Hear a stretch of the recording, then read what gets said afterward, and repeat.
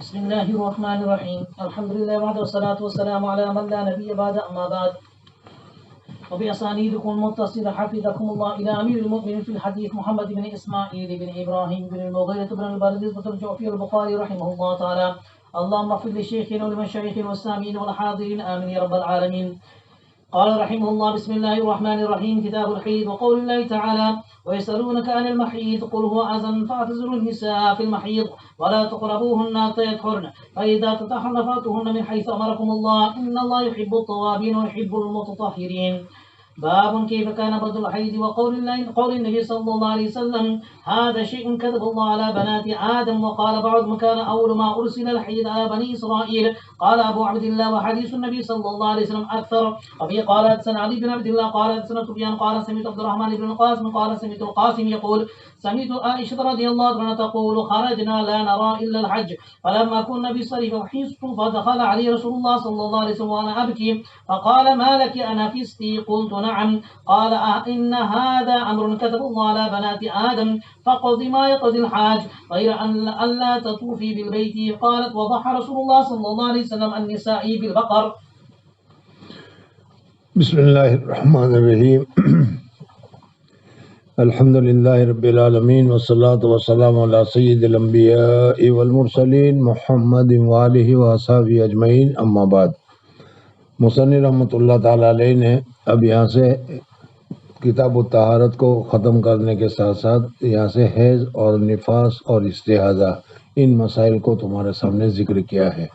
چونکہ اس سے پہلے جو مسائل تھے وہ مرد اور عورت دونوں کو شامل تھے، یعنی دونوں کو یہ چیزیں پیش آ سکتی تھی، آتی ہے. اس وجہ سے مصنف رحمۃ اللہ تعالیٰ علیہ نے ان کو پہلے ذکر کیا. اب یہ جو مسائل ہے یہ اس میں صرف عورتیں ہی ہیں. یہ حیض اور نفاس اور اسی طریقے سے استحاضہ، اس کا تعلق صرف عورتوں کے ساتھ ہے. اس وجہ سے اس مناسبت کی وجہ سے امام بخاری رحمۃ اللہ تعالیٰ علیہ نے اس کو بعد میں اور اس کو یہاں پر ذکر کرنا شروع کیا. عورتوں کی شرمگاہ سے جو خون نکلتا ہے اور رحمدانی سے جو خون آتا ہے اس کی تین صورتیں ہیں یا تین قسم کا خون ہوتا ہے. وہ ایک تو ہوتا ہے جس کو حیض سے تعبیر کیا جاتا ہے، دوسرا ہوتا اس کو کہتا ہے نفاس سے تعبیر کیا جاتا ہے، اور تیسرا جو ہوتا ہے وہ استحاضہ ہوتا ہے. حیض یہ اللہ تبارک و تعالیٰ نے عورتوں کے لیے ہر مہینے میں ایک مرتبہ اس کا شروع کیا ہے کہ عورت کو اس کے بدن میں یا اس کے حصے میں انڈا پیدا ہوتا ہے، بیضہ پیدا ہوتا ہے جس میں بچے بننے کی صلاحیت ہوتی ہے. اور وہ صلاحیت والا جو انڈا ہوتا ہے وہ رحمدانی میں آتا ہے اور رحمدانی میں رہتا ہے. اگر اس وقت جمع کیا جائے اور اس میں سے کیا ہے مرد کی مادہ منویہ وہاں پہنچ جائے تو پھر اس صورت میں اس سے بچہ پیدا ہوتا ہے. لیکن اگر ایسا نہ ہو تو پھر وہ انڈا جو ہے وہ کیا ہے اللہ تبارک و تعالیٰ خون کے ذریعے سے اس کو باہر نکال دے کر رحم کو پھر صاف کر دیتا ہے. اس کو حیض سے تعبیر کیا جاتا ہے. تو حیض یہ رحم دانی سے نکلنے والا ایک خون ہے، اس وجہ سے اس کو حیض سے تعبیر کیا گیا. چونکہ وہ بہتا ہے اور رحم دانی سے نکلتا ہے اس وجہ سے بہرحال اس کو حیض سے تعبیر کیا گیا. اور پھر اس کے بعد ایک دوسرا خون ہوتا ہے کہ جب بچہ پیدا ہو جاتا ہے اور بچے کا آدھا پیدا ہو گیا آدھا باہر نکل آیا، اس کے بعد سے جو خون آئے گا اس خون کو نفاس سے تعبیر کہا جاتا ہے کہ نفس کے نکلنے کے بعد یا بچے کے پیدا ہونے کے بعد جو خون نکلتا ہے اس کو کیا ہے نفاس سے تعبیر کیا گیا ہے. تیسرا استحاضہ کا خون ہوتا ہے. استحاضہ کے معنی آتے ہیں بیماری کے، کوئی رگ ہے، کوئی حصہ ہے کہ جس کی وجہ سے وہ رگ کھل گئی ہے، رگ پھٹ گئی ہے کہ جس کی وجہ سے وہ خون آتا ہے. اگرچہ وہ رحم کے پاس سے ہی آتا ہو لیکن چونکہ وہ رحم کا خون نہیں ہے، باہری رگ کا خون ہے، اس وجہ سے اس کو استحاضہ سے تعبیر کیا جاتا ہے. حیض کے اقل مدت ہمارے نزدیک کم سے کم 3 دن ہے، یعنی 3 دن سے کم اگر خون آئے تو اس صورت میں اس کو حیض نہیں کہا جائے گا. اور حیض کے اکثر مدت جو ہے ہمارے نزدیک 10 دن ہے. حیض کم سے کم 3 دن سے کم میں حیض نہیں ہوگا. حیض کم سے کم 3 دن ہوگا، 3 دن سے 4 دن، 5 دن، 6 دن، 7 دن، اور 8 9 اور 10 دن تک خون آئے گا اس کو کہا جائے گا حیض کہا جائے گا۔ 10 دن سے زیادہ اگر خون آتا رہتا ہے تو پھر وہ خون استحاضہ کا کہا جائے گا، حیض کا نہیں کہا جائے گا۔ نفاس کے متعلق جیسے میں نے ابھی بتایا کہ آدھا بچہ پیدا ہونے کے بعد جو خون آیا اس کو نفاس سے تعبیر کیا جاتا ہے، اور اس کے عقل کی مقدار کچھ بھی نہیں ہے، ایک دن بھی ہو سکتا ہے، ایک دن سے کم میں بھی ہو سکتا ہے، اور بعض مرتبہ کچھ بھی نہیں ہو سکتا، اور زیادہ سے زیادہ اس کی مدت ہے وہ 40 دن ہے۔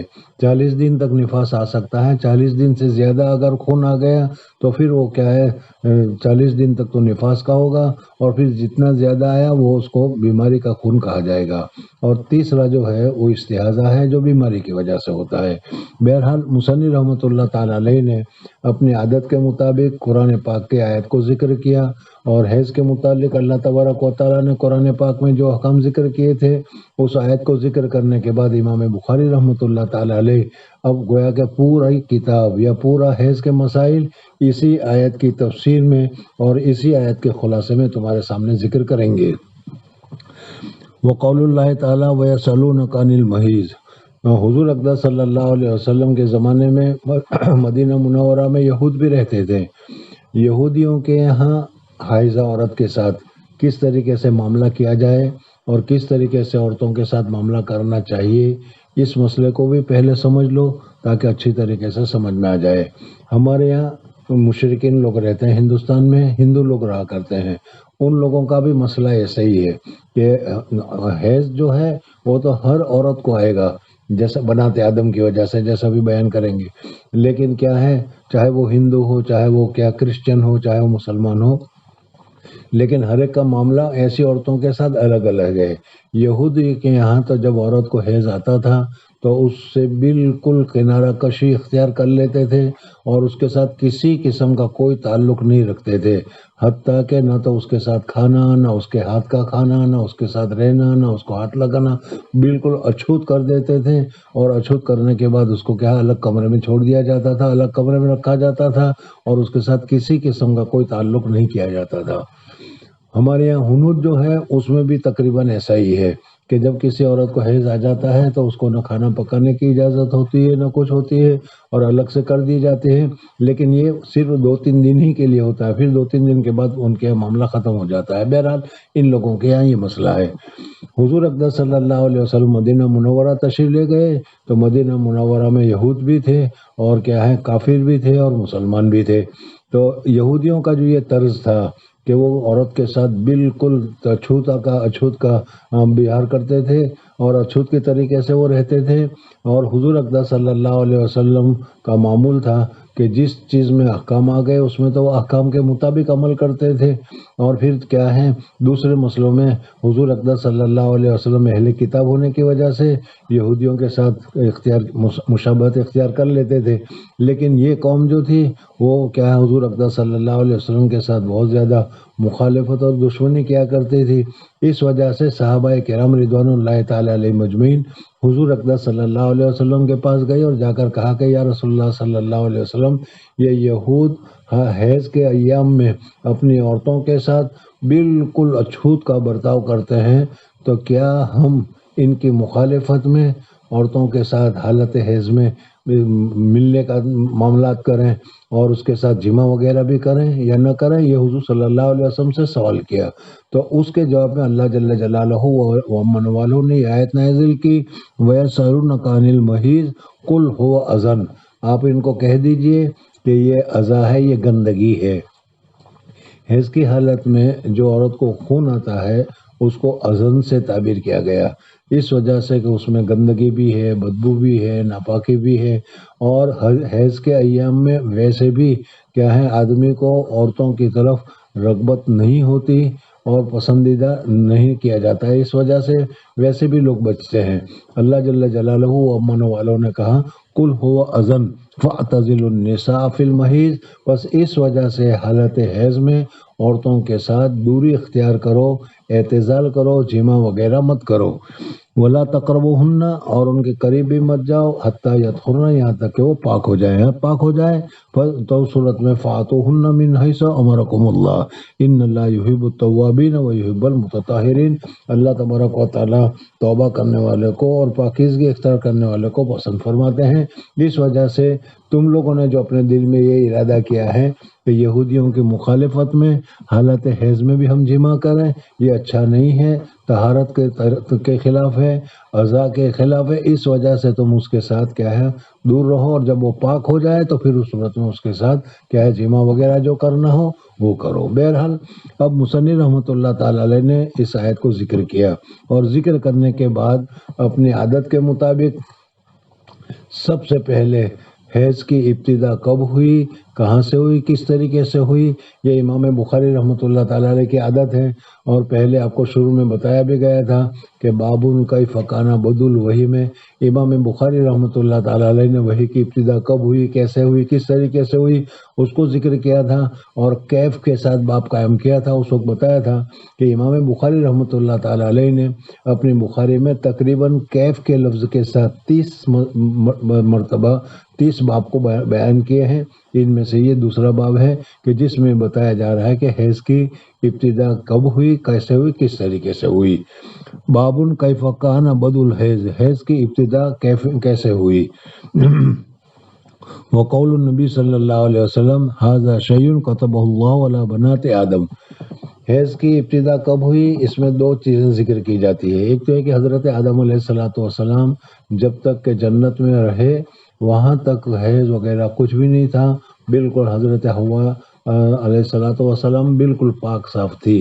لیکن ولا تقرب هذه الشجرہ کے حکم کی خلاف ورزی ہوئی، اور اس خلاف ورزی کی وجہ سے حضرت آدم علیہ السلام اور حضرت حوا علیہ السلام کو دونوں کو جنت سے نکال کر دنیا میں بھیج دیا گیا.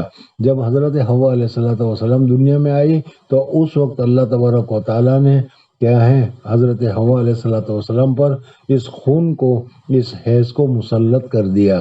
تو معلوم ہوا کہ حیض کی سب سے پہلی ابتدا حضرت حوا علیہ السلام سے ہوئی، اور حضرت حوا علیہ السلام نے حضرت آدم علیہ السلام سے پوچھا بھی کہ اس وقت میں نماز کے لیے کیا حکم ہے وغیرہ، جیسا کہ عنقریب آئے گا. تو اس سے معلوم ہوا کہ حیض کی ابتدا حضرت حوا علیہ السلام سے ہوئی. اور اس میں امام بخاری رحمۃ اللہ تعالیٰ علیہ نے حضور اقدس صلی اللہ علیہ وسلم کے قول کو بھی ذکر کیا. حدیث بہت زیادہ کیا ہے وقی ہے اور کیا ہے صحیح ہے، اور حضور اقدس صلی اللہ علیہ وسلم کا ارشاد ہے. تو اس وجہ سے انہوں نے کہا کہ ھذا کتب اللہ علی بنات آدم، یہ بنات آدم پر اللہ تبارک و تعالیٰ نے فرض کر دیا ہے، اس وجہ سے کیا ہے اس کی ابتدا اس طریقے سے ہوئی. تو معلوم ہوا کہ حیض کی ابتدا حضرت حوا علیہ السلام سے ہوئی، جب حضرت حوا علیہ السلام دنیا میں تشریف لائی، اور یہ ہوا اللہ تبارک و تعالیٰ کے حکم کو نہ ماننے کی وجہ سے. بہرحال وہ ولا تقرب هذه الشجرہ درخت کے پاس پہنچ گئی تھی کھانے کے لیے، اس وجہ سے. واقعہ یہ ہوا جیسا عنقریب حدیث میں بھی ذکر کیا جائے گا کہ حضور اقدس صلی اللہ علیہ وسلم اور حضور اقدس صلی اللہ علیہ وسلم نے سن ہجری 10 میں اعلان کیا کہ میں حج کے لیے جانے والا ہوں، میں حج کے لیے جا رہا ہوں.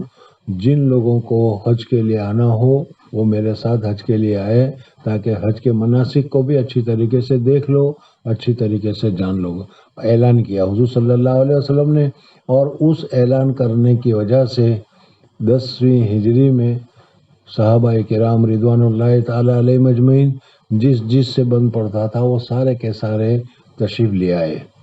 ذی القعدہ کی 24 تاریخ کو یا 25 تاریخ کو حضور اقدس صلی اللہ علیہ وسلم نے ظہر کی نماز مدینہ منورہ میں پڑھی، اور مدینہ منورہ پڑھنے کے بعد حضور اقدس صلی اللہ علیہ وسلم حج کے ارادے سے نکلے. کتاب الحج میں پوری تفصیل آئے گی کہ حضور اقدس صلی اللہ علیہ وسلم جمعرات کے دن نکلے، حضور اقدس صلی اللہ علیہ وسلم جمعہ کے دن نکلے، حضور اقدس صلی اللہ علیہ وسلم سنیچر کے دن نکلے. کون سے دن نکلے؟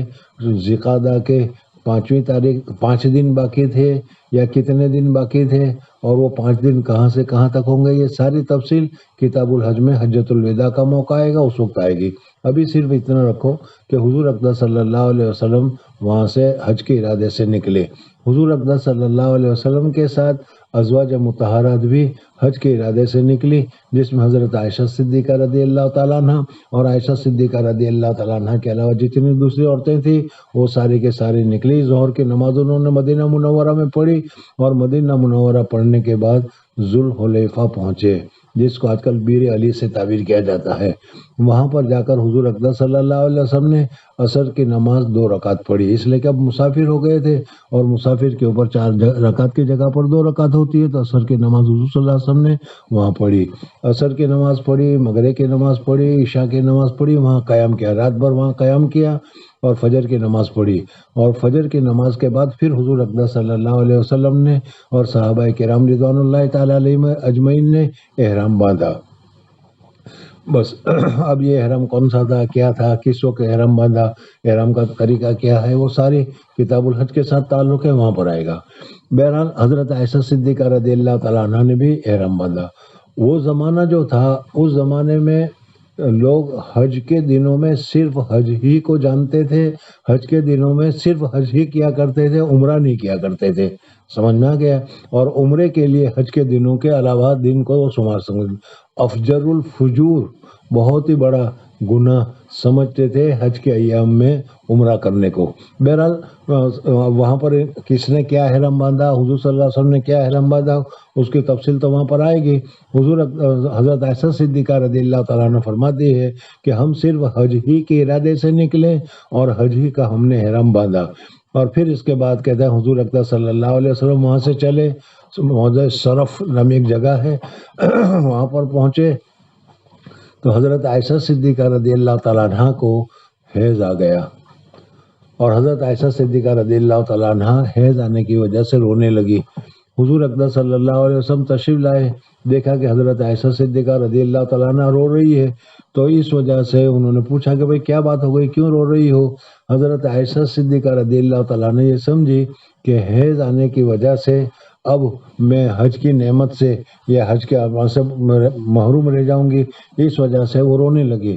تو حضور اقدس صلی اللہ علیہ وسلم نے فرمایا کہ اس میں روتی کیا ہے، یہ حیض کوئی اکیلے تیرے اوپر تھوڑا آیا ہے، یہ تو اللہ تبارک و تعالیٰ نے حضرت آدم علیہ السلام کی بیوی اور حضرت آدم علیہ السلام کی جتنی بنات ہیں، ان سب بنات کے اوپر اللہ تبارک و تعالیٰ نے مسلط کر رکھا ہے، ہر ایک کو آتا ہے، تجھے بھی آیا ہے، سمجھ میں آ گیا۔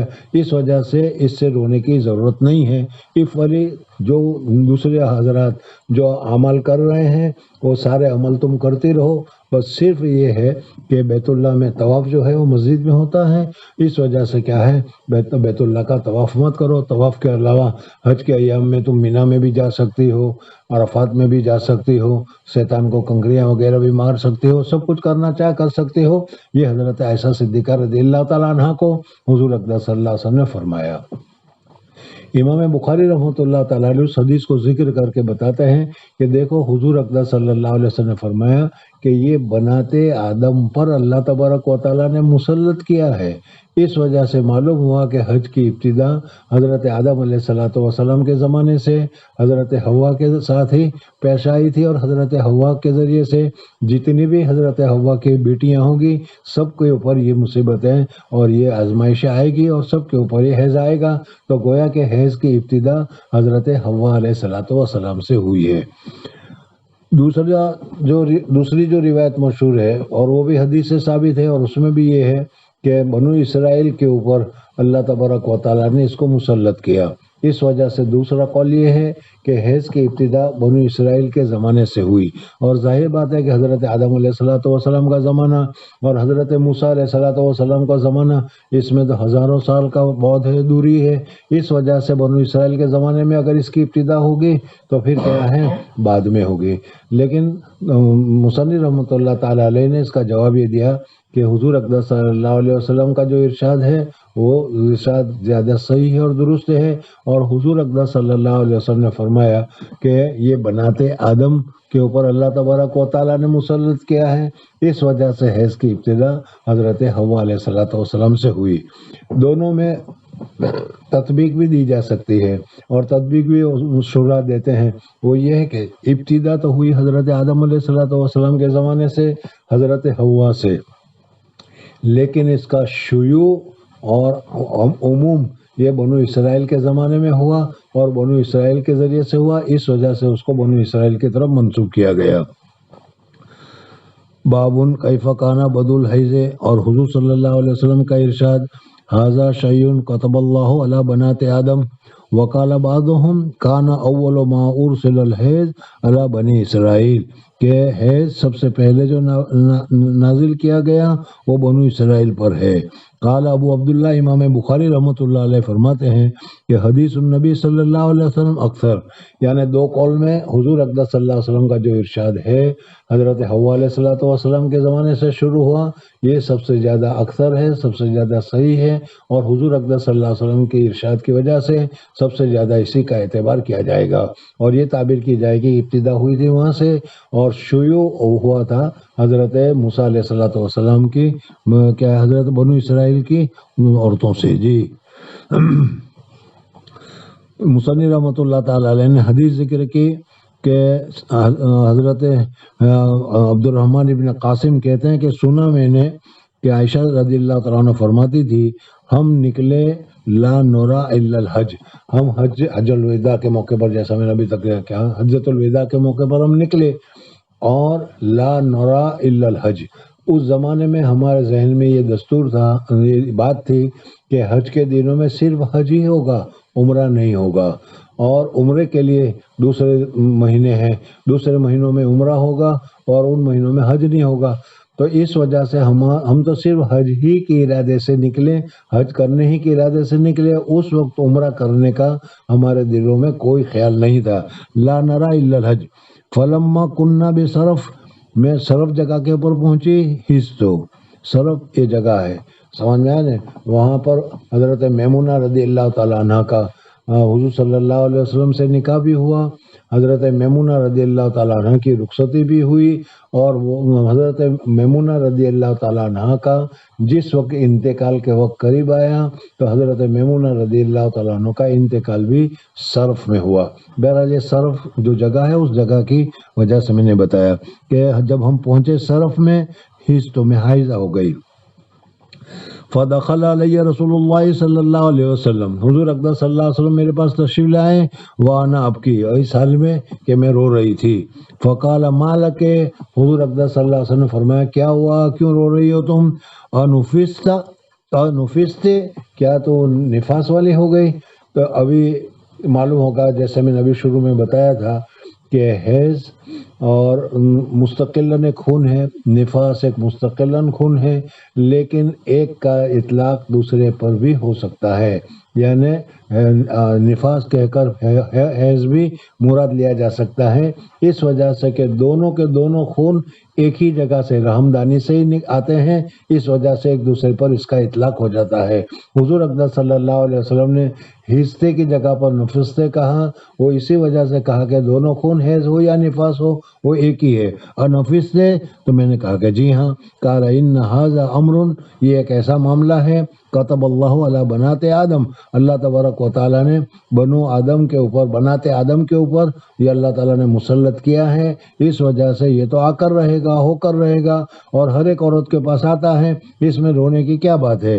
فقضی ما یقضی الحاج، حاجی جو کام کر رہے ہیں وہ کام تم کرو، میدان کیا ہے، مینا میں بھی تم جا سکتے ہو، عرفات کے میدان میں بھی جا سکتے ہو، اور مزدلفہ میں بھی رات گزار سکتے ہو، اور کیا ہے دوسرے جو بھی کام ہیں حج کے وہ سارے کام تم کرو، الا الطواف، طواف کے والا، غیر ان لا تطوفی بالبیت۔ قالت، حضرت عائشہ صدیقہ رضی اللہ تعالیٰ عنہ فرماتی ہے، وقالت وضحى رسول اللہ صلی اللہ علیہ وسلم علی نسائہ بالبقر، حضور اقدس صلی اللہ علیہ وسلم نے اپنی عورتوں کی طرف سے یعنی اپنی ازواج مطہرات کی طرف سے بقر مانے گائے کا ضحیٰ قربانی کی. یعنی حضرت عائشہ صدیقہ رضی اللہ تعالیٰ عنہ نے فرمایا کہ ایک گائے کی قربانی حضور اقدس صلی اللہ علیہ وسلم نے اپنی عورتوں کی طرف سے کی. یہ قربانی کا مسئلہ قربانی کے جہاں بیان آئے گا وہاں پر آئے گا کہ بڑے جانور میں کتنے آدمیوں کی قربانی ہو سکتی ہے. اونٹ میں اور گائے میں اور بھینسے میں بفولوں میں ایک آدمی کی طرف 7 آدمیوں کی طرف سے قربانی ہو سکتی ہے. ایک دوسرا قول 10 کا بھی ہے لیکن اس کی توجیہ اور جواب وہاں پر ہوگا. بہرحال حضور اقدس صلی اللہ علیہ وسلم نے ازواج مطہرات کی طرف سے ایک بقر کو ذبح فرمایا. وہاں پر یہ حدیث بھی آئے گی کہ حضرت عائشہ صدیقہ رضی اللہ تعالیٰ عنہ فرماتے ہیں کہ ان کے پاس گوشت آیا، گائے کا گوشت آیا. پوچھا کہ بھائی یہ کیا ہے؟ کہا کہ حضور صلی اللہ علیہ وسلم نے اپنے ازواج کی طرف سے یہ قربانی کی ہے. سمجھ میں آئے نہیں؟ بہرحال حضرت عائشہ صدیقہ رضی اللہ تعالیٰ عنہ کو معلوم ہوا اور اس وجہ سے حضرت عائشہ صدیقہ رضی اللہ تعالیٰ عنہ نے کہا کہ یہ قربانی کی.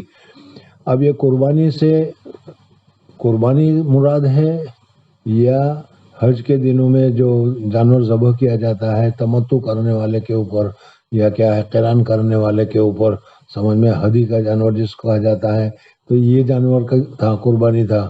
یا دوسرا یہ ہے کہ اس میں حضور صلی اللہ علیہ وسلم کی تو کیا ہے تقریباً 12 ازواج ہے ٹوٹل، لیکن کیا ہے ایک ہی وقت میں حضور اقدس صلی اللہ علیہ وسلم کے نکاح میں 9 عورتیں ہوا کرتی تھی. تو 9 عورتوں کی طرف سے یہ ہوئی یا 7 عورتوں کی طرف سے ہوئی؟ اور 7 کی طرف سے ہوئی تو اس کی کیا تفصیل ہے؟ یہ ساری بحث جو ہے وہ کیا ہے اس میں جہاں قربانی کا مسئلہ آئے گا یا ہدی کا مسئلہ آئے گا وہاں پر آئے گا. یہاں پر حضرت عائشہ صدیقہ رضی اللہ تعالیٰ عنہ نے ضحیٰ کا لفظ کہا ہے، اس وجہ سے اس کو قربانی کے لیے کہنا. اور اگر قربانی کے لیے کہے تو اس کا معنی یہ ہے کہ قربانی ایک تو ہمارے اوپر واجب ہوتے ہیں مال کے ہونے کی وجہ سے یہاں پر، اور دوسرا 2 عبادتیں ایک سفر میں کرنے کی وجہ سے، حج اور عمرہ 2 عبادتیں ایک سفر میں کرنے کی وجہ سے شکرانے کے طور پر جو کیا ہے واجب ہوتا ہے وہ بھی قربانی کہی جاتی ہے جو کیا ہے اس صورت میں ہوتی ہے. تو اس معنی کر حضرت عائشہ صدیقہ رضی اللہ تعالیٰ عنہ نے یہاں پر کہا کہ وضحى قربانی کی رسول اللہ صلی اللہ علیہ وسلم نے النساء ہی اپنی عورتوں کی طرف سے بقر کہا.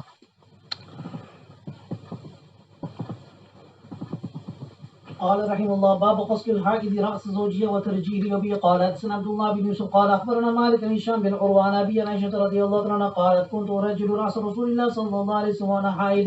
وبه قال حدثنا إبراهيم بن موسى قال أخبرنا هشام بن يوسف أن ابن جريج أخبرهم قال أخبرني هشام بن عروة عن عروة أنه سئل أتخدمني الحائض أو تدن مني المرأة وهي جنب؟ فقال عروة كل ذلك علي هين وكل ذلك يخدمني أو تخدمني وليس على أحد في ذلك بأس. أخبرتني عائشة أنها كانت ترجل رسول الله صلى الله عليه وسلم وهي حائض ورسول الله صلى الله عليه وسلم حينئذ مجاور في المسجد يدني لها رأسه وهي في هجرتها فترجله وهي حائض.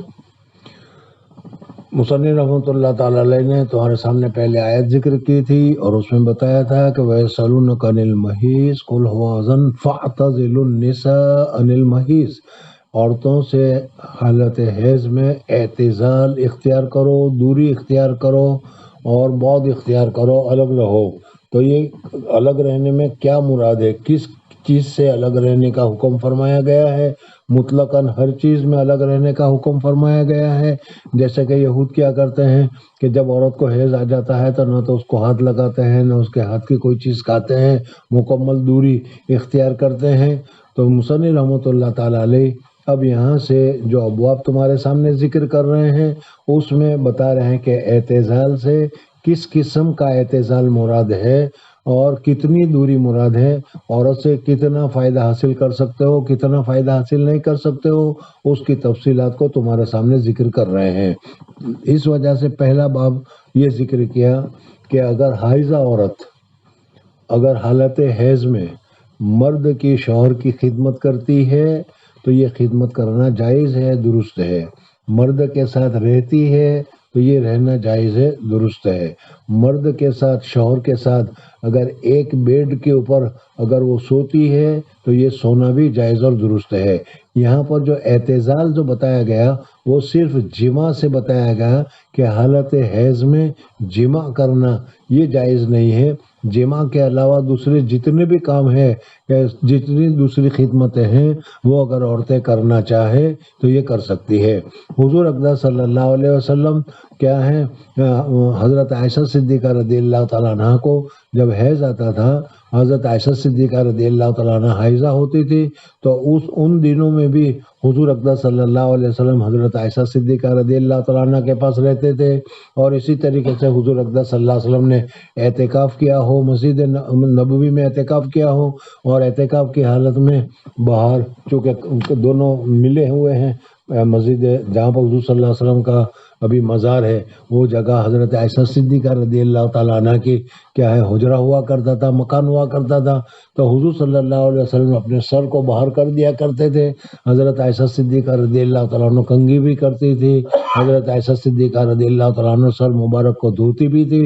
تو معلوم ہوا کہ حالت حیض میں بدن کے اوپر کسی قسم کی کوئی نجاست نہیں ہوتی، صرف حیض کا خون وہ ایک ناپاکی ہے، لیکن ہاتھ کے اوپر، منہ کے اوپر، بدن کے اوپر کوئی دوسری نجاست ظاہرہ نہیں ہوتی۔ اس وجہ سے اگر عورت کیا ہے، مرد کا کام کرنا چاہے، مردوں کو ہاتھ لگانا چاہے، مردوں کو کیا ہے کپڑے کو دھونا چاہے، سر کو دھونا چاہے، تو یہ سارا کا سارا جائز اور درست ہے۔ اس وجہ سے امام بخاری نے فرمایا غسل الحائض، حائضہ عورت کا دھونا، اپنے شوہر کے سر کا اور اس کو کنگھی کرنا، یہ دونوں کے دونوں جائز اور درست ہے۔ اور حدیث بیان کی کہ حضرت عائشہ صدیقہ رضی اللہ تعالیٰ عنہ فرماتی ہے کہ میں حضور صلی اللہ علیہ وسلم کے سر مبارک میں کنگھی کیا کرتی تھی، اور حال یہ کہ میں حائضہ ہوتی تھی۔ دوسری حدیث حضرت عروہ ابن زبیر کی ہے کہ انہو سئل اتخدمنی الحائض، کیا عورت حائضہ عورت خدمت کر سکتی ہے؟ او تدنو منی المرأہ، یا عورت ہمارے پاس کرے، یعنی حضرت زبیر رضی اللہ تعالیٰ عنہ کے پاس، عروہ بن زبیر رضی اللہ تعالیٰ عنہ کے پاس ایک آدمی آیا۔ ہشام ابن عروہ نے کہا ان عروہ ابن زبیر رضی اللہ تعالیٰ عنہ کے پاس ایک آدمی آیا اور آ کر انہوں نے سوال کیا کہ عورت کو، میری بیوی کو حیض ہو جاتا ہے، حائضہ ہوتی ہے، تو میں حائضہ عورت کے ساتھ خدمت کا لے سکتا ہوں یا خدمت نہیں لے سکتا؟ اتخدمنی الحائض، یا دوسرا او تدنو منی، اور مرأہ، کیا میرے قریب عورت آ سکتی ہے، مرد حائضہ عورت جو ہے، میری عورت حالت حیض میں میرے پاس آ سکتی ہے یا نہیں؟ تو حضرت عروہ رضی اللہ تعالیٰ عنہ نے جواب دیا کل ذالک علی حین، یہ تمام چیز یہ درست ہے، اور یہ دونوں کے دونوں ہر قسم کی چیزیں، خدمت ہو یا قریب ہونا ہو، کر سکتی ہے۔ وَكُلُّ ذَلِكَ يَخْدَمُنِي وَلَيْسَ عَلَىٰ أَحَدٍ فِي ذَلِكَ بَأْسٌ، اس میں کسی کے لیے کوئی حرج کی بات نہیں ہے۔ حالت حیض میں عورت کے پاس آ سکتا ہے، بیٹھ سکتا ہے، جیسے میں نے ابھی بتایا، لیٹنا چاہے تو لیٹ بھی سکتا ہے، خدمت لینا چاہے تو خدمت بھی کر سکتا ہے، گھریلو کام کاج بھی کر سکتی ہے۔ عَلَىٰ أَحَدٍ فِي ذَلِكَ بَأْسٌ، کسی کے لیے اس میں کوئی حرج نہیں ہے۔ اور پھر اس کے بعد کہا اخبرتنی عائشہ، تو مجھے حضرت عائشہ صدیقہ رضی اللہ تعالیٰ نے فرمایا کہ وہ کنگھی کرتی تھی رسول اللہ صلی اللہ علیہ وسلم کے سر میں، حال یہ کہ وہ حالت حیض میں ہوتی تھی، اور رسول اللہ صلی اللہ علیہ وسلم اس وقت اعتکاف میں ہوتے تھے مسجد میں، میری طرف سر کو قریب کر لیتے تھے، اور وہ اپنے حجرے میں ہوتی تھی، بس میں حضور صلی اللہ علیہ وسلم کے سر میں کنگھی بھی کرتی تھی، اس حال میں کہ وہ حائضہ ہے۔ تو معلوم ہوا کہ حالت حیض میں ہاتھ کے اوپر کوئی ناپاکی نہیں ہوتی، ہاتھ ناپاک نہیں کرا، بدن اس کا پورا کیا ہے ناپاکی سے ستا ہوا نہیں ہوتا، صرف فرج میں ہوتی ہے، اور بھی خون کی وجہ سے، اور وہ بھی ہر وقت نہیں ہوتا۔ بہرحال کیا ہے، اس وجہ سے اگر وہ ہاتھ لگائے، سر پر مالش کرے، تو یہ سارا جائز اور درست ہے۔ جی قال رحمه الله باب قراءة الرجل في حجر امرأته وهي حائض. وقال كان أبو وائل يرسل خادمه وهي حائض إلى أبي رزين فتأتي بالمصحف فتمسكه بعلاقته به. قال حدثنا ابو نعيم الفضل بن دكين سمع زهيرا عن منصور بن صفية أن أمه حدثت وأن عائشة حدثتها أن النبي صلى الله عليه وسلم كان يتكي في حجري وأنا حائض ثم يقرأ القرآن. مصنف رحمۃ اللہ تعالیٰ علیہ نے یہاں پر جو باب بیان کیا، قراءۃ الرجل فی حجر امرأتہ، مرد کا قرآن پاک کی تلاوت کرنا اپنی عورت کے گود میں. عورت حالت حیض میں ہے اور حالت حیض میں اس کے گود میں سر رکھ کر قرآن پاک کی تلاوت کر رہا ہے، تو یہ تلاوت کرنا جائز ہے یا ناجائز ہے؟ سمجھ میں مصنف رحمۃ اللہ تعالیٰ علیہ اس مسئلے کو تمہارے سامنے ذکر کرتے ہیں، جیسا کہ شورا فرماتے ہیں. ہمارے حضرت اقدس نور اللہ مرکز فرماتے ہیں کہ امام بخاری رحمۃ اللہ تعالیٰ علیہ یہاں یہ بتانا چاہتے ہیں کہ اگر حالت حیض میں قرآن پاک کو مس کیا جائے تو قرآن پاک کو مس کرنا کہ جائز ہے کہ ناجائز ہے. اگر چادر کے ذریعے سے، کپڑے کے ذریعے سے، کسی دوسرے ذریعے سے کہ قرآن پاک کو ہاتھ نہ لگے اور قرآن پاک کو چھویا جائے تو یہ چھونا جائز اور درست ہے. سمجھ میں آئے نہیں؟ بہرحال دلیل میں یہ بیان کیا کہ حضور اقدس صلی اللہ علیہ وسلم حضرت عائشہ صدیقہ رضی اللہ تعالیٰ عنہ کے گود میں سر رکھ دیا کرتے تھے اور حضور اقدس صلی اللہ علیہ وسلم اس حالت میں بھی قرآن پاک کی تلاوت کرتے تھے. تو معلوم ہوا کہ اس طریقے سے قرآن پاک کی تلاوت کرنا جائز اور درست ہے. دوسری بات یہ ہے کہ حضرت عائشہ صدیقہ رضی اللہ تعالیٰ عنہ، جیسا کہ میں نے ابھی بتایا، حالت حیض میں ہوتی تھی اور حیض کی وجہ سے کیا ہے، اس جگہ پر خون کے نکلنے کی وجہ سے وہ جگہ ناپاک، اس کی وجہ سے پورا بدن ناپاک قرار دیا جائے گا، لیکن بدن کے اوپر تو کوئی ناپاکی نہیں ہوتی. سمجھ میں؟ اس وجہ سے ایک مسئلہ اور دوسرا بھی ہے، اور وہ یہ ہے کہ اگر کسی کا انتقال ہو جائے تو انتقال ہونے کی وجہ سے اس کا خون جو ہے وہ جم گیا بدن میں، اور خون کے جمنے کی وجہ سے اب اس آدمی کو ناپاک قرار دیا گیا. اس وجہ سے مردے کو غسل بھی دیا جاتا ہے پاک کرنے کے لیے، تو مردہ تو ناپاک ہو گیا. اب اس ناپاک کے پاس قرآن پاک پڑھنا جائز ہے یا ناجائز؟ ارے سمجھ میں آیا کہ نہیں؟ حضرت عائشہ صدیقہ رضی اللہ تعالیٰ عنہ کا بدن ناپاک تھا، لیکن حضور اقدس صلی اللہ علیہ وسلم اس کے اوپر کپڑا تھا، حضور اقدس صلی اللہ علیہ وسلم گود میں سر رکھ کر قرآن پاک کی تلاوت کرتے تھے. معلوم ہوا کہ تلاوت کرنا جائز ہے. تو اگر اس طریقے سے مردے کو اگر ڈھانپ دیا گیا ہو اور پھر اس کے بعد وہاں بیٹھ کر اگر کوئی آدمی قرآن پاک کی تلاوت کرتا ہے تو یہ تلاوت کرنا جائز ہے، درست ہے، منع نہیں ہے. بہرحال حالت حیض میں حائضہ عورت کے پاس اگر آدمی تلاوت کر رہا ہے تو یہ تلاوت کرنا جائز اور درست ہے. امام بخاری رحمۃ اللہ تعالیٰ نے فرمایا، مرد کا قرات کرنا اپنی بیوی کی گود میں اس حال میں کہ وہ حائضہ ہو. ابو وائل یہ ایک تابعی ہے، وہ اپنی باندی کو بھیجتے تھے کہ جا فلانے کے پاس جاؤ اور قرآن پاک لے کر آؤ. ظاہر بات ہے کہ باندی کبھی حالت حیض میں بھی ہوتی تھی، تو اس وقت میں وہ قرآن پاک کو کسی دوسری چیز کے ذریعے سے پکڑ کر لے کر آتی تھی. تو اس سے معلوم ہوا کہ حائضہ عورت براہ راست قرآن پاک کو چھوئے تو یہ منع ہے.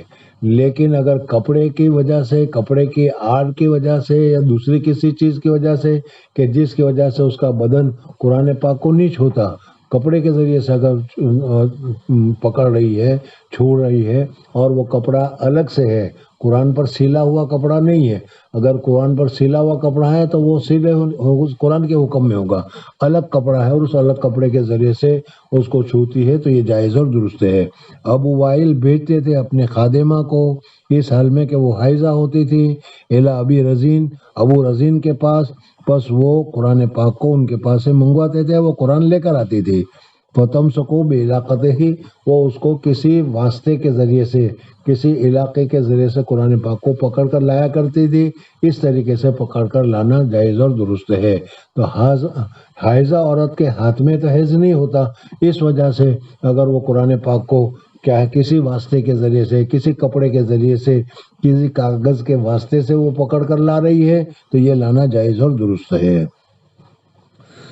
دوسری حدیث انہوں نے ذکر کی کہ ان منصور ابن صفیہ ان امہ حدثت ہو، ان کے والدہ نے، ان کا نام صفیہ ہے، انہوں نے حدیث بیان کی کہ حضرت عائشہ صدیقہ رضی اللہ تعالیٰ عنہ نے حدیث بیان کی کہ نبی کریم صلی اللہ علیہ وسلم کان یتقی فی حجری، حضور اقدس صلی اللہ علیہ وسلم میری گود میں سر رکھ کر آرام فرمایا کرتے تھے، وانا حائض، اور میں حائضہ ہوتی تھی، ثم یقرأ القرآن، اور اس حالت میں حضور اقدس صلی اللہ علیہ وسلم قرآن پاک کو پڑھتے تھے۔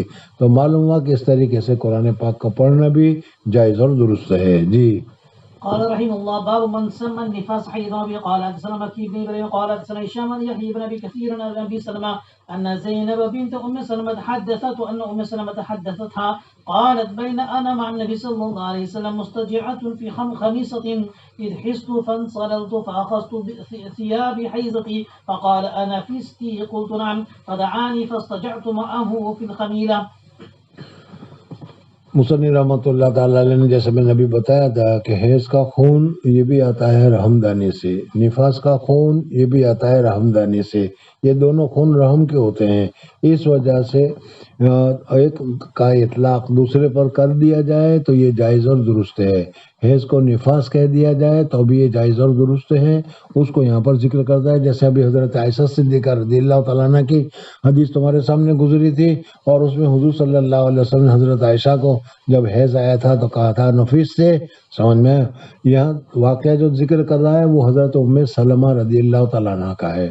حضرت ام سلمہ رضی اللہ تعالیٰ عنہ یہ بھی حضور اقدس صلی اللہ علیہ وسلم کی جوزہ محترمہ اور ہماری کیا ہے محترم ماؤں میں شمار ہوتی ہے۔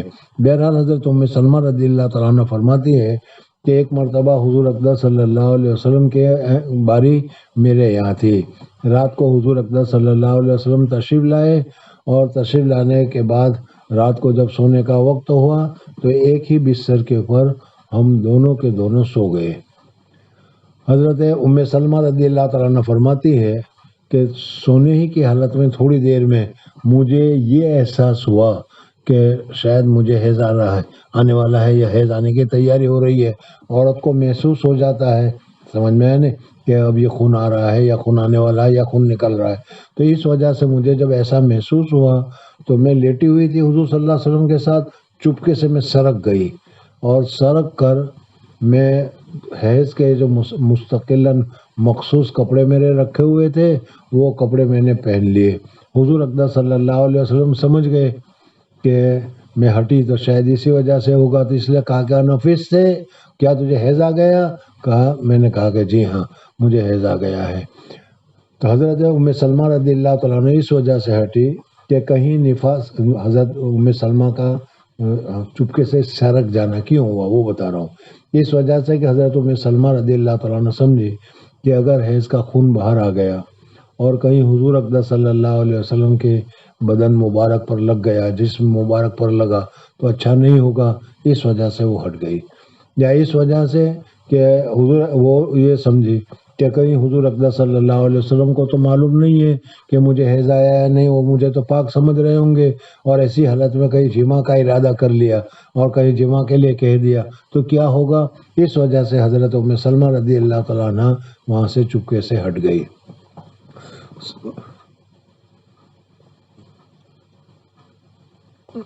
نبی سلمہ ان زینب بنت ام سلمہ نے روایت کی کہ ام سلمہ رضی اللہ تعالیٰ عنہ نے ان کو بیان کیا کہ بینا انا، اس درمیان میں کہ میں حضور صلی اللہ علیہ وسلم کے ساتھ ایک بستر پر لیٹی ہوئی تھی، فی خمیصۃ مضطجعۃ فی خمیصۃ، خمیصہ کس کو کہتے ہیں؟ اصل میں ایک قسم کی ایک چادر ہوتی ہے جو ریشم کی چادر ہوتی ہے اور اس کے اوپر پھول بٹے بنے ہوئے ہوا کرتے ہیں، اس کو خمیصہ کہتے ہیں۔ بہرحال میں لیٹی ہوئی تھی حضور اقدس صلی اللہ علیہ وسلم کے ساتھ ایک چادر پر، از حس تو کہ اچانک مجھے حیض آ گیا، فن سلل تو میں چپکے سے ہٹ گئی، فاخذت ثیاب حیضتی، میں نے اپنی حیض کے کپڑے کو جو خاص اسی کام کے لیے حیض کے لیے رکھے ہوئے تھے وہ میں نے لیے۔ معلوم ہوا کہ صحابہ کرام رضوان اللہ تعالیٰ علیہ مجمعین کے زمانے میں بھی اتنی غربت اور اتنی تنگی ہونے کے باوجود حیض کے مخصوص کپڑے، حیض کے لیے مخصوص چیزیں، جیسے آج کل کے زمانے میں حیض کے لیے مخصوص نیپیاں ہوا کرتی ہے، اس طریقے سے کیا ہے ان کے پاس وہ کپڑے ہوتے تھے، وہ حیض ہی کے دنوں میں استعمال کرتے تھے۔ فقال حضور صلی اللہ علیہ وسلم نے پہچان لیا اور کہا انفس تھے، کیا تو نفاس والی ہو گئی، حیض والی ہو گئی؟ مصنف رحمۃ اللہ تعالی علیہ نے اس لفظ سے ترجمۃ الباب کو ثابت کیا کہ دیکھو حیض کو نفاس کے ساتھ تعبیر کیا۔ قلت نعم، میں نے کہا جی ہاں۔ اب میں تو یہ سمجھے کہ اب تو کیا ہے، میں تو حیض والی ہو گئی تو دور رہنا چاہیے، پاس نہیں جانا چاہیے، جیسا میں نے ابھی بتایا۔ تو حضور اقدس صلی اللہ علیہ وسلم نے مجھے بلایا اور کہا گیا ٹھیک ہے، کوئی حرج کی بات نہیں، نفاس والی ہو گئی، حیض والی ہو گئی تو ٹھیک ہے۔ فدعانی، مجھ کو بلایا، اور فاستضعت معه فی الخمیلہ، اور جس چادر پر، جس بستر پر، جس کپڑے میں حضور اقدس صلی اللہ علیہ وسلم آرام فرما رہے تھے اس میں مجھے آرام کرنے کے لیے کہا۔ تو معلوم ہوا کہ حائضہ عورت مرد کے ساتھ بستر پر لیٹنا چاہے تو لیٹ بھی سکتی ہے، اور کیا ہے مرد کے ساتھ رہنا چاہے تو پاس بھی جا سکتی ہے، ہاتھ لگانا چاہے تو ہاتھ بھی لگا سکتی ہے، مرد اگر ہاتھ لگانا چاہے تو ہاتھ بھی لگا سکتا ہے۔ فاستجا، تو میں حضور صلی اللہ علیہ وسلم کے ساتھ لیٹ گئی۔ بہرحال یہاں پر نفاس کا لفظ استعمال کیا گیا، اس وجہ سے اس حدیث کو ذکر کیا۔ خمیسہ میں لیٹے تھے، اور ابھی پھر اگر وہ پہلے سے اگر افسر اعظم کے ساتھ لیٹی ہوئی تھی اسی خمیسہ کے اندر، تو پھر بعد میں وہ فاستجعت معه فی الخمیلہ دوسرا لفظ استعمال کیا۔ چلو ٹھیک ہے، یوں پوچھ رہے ہیں کہ ایک جگہ پر تو خمیسہ کا لفظ تھا، پھر دوسری جگہ پر خمیلہ کا لفظ آیا۔ میں نے ابھی بتایا کہ ریشم کا کپڑا ہو اور اس کے اوپر کیا ہے نقش و نگار کیا گیا ہو، اس کو خمیسہ کہا جاتا ہے۔ ریشم کا کپڑا ہو اور اس کے ساتھ نیچے جالر بنائی گئی ہو، جیسے کپڑوں میں نیچے جالر ہوا کرتے ہیں کہ نہیں، اس قسم کی جالر بنی ہوئی ہو تو اس صورت میں اس کپڑے کو خمیلہ کہا جاتا ہے۔ سمجھ میں آ گیا؟ تو اب حضور صلی اللہ علیہ وسلم جو لیٹے ہوئے تھے وہاں پر جو چادر تھی وہ چادر ریشم کی تھی، یہ تو اپنی جگہ پر ثابت ہے، اور اس کے اوپر پھول بوٹے بھی بنے ہوئے تھے، یہ بھی اپنی جگہ پر ثابت ہوا، اور ہو سکتا ہے کہ اس میں نیچے جھالر بھی بنی ہوئی ہو، اس وجہ سے وہ خمیسہ بھی تھا اور خمیلہ بھی تھا۔ اس وجہ سے ایک جگہ پر خمیسہ کا لفظ کہا گیا، دوسری جگہ پر خمیلہ کا لفظ کہا گیا۔ سمجھ میں آ گیا؟ جی۔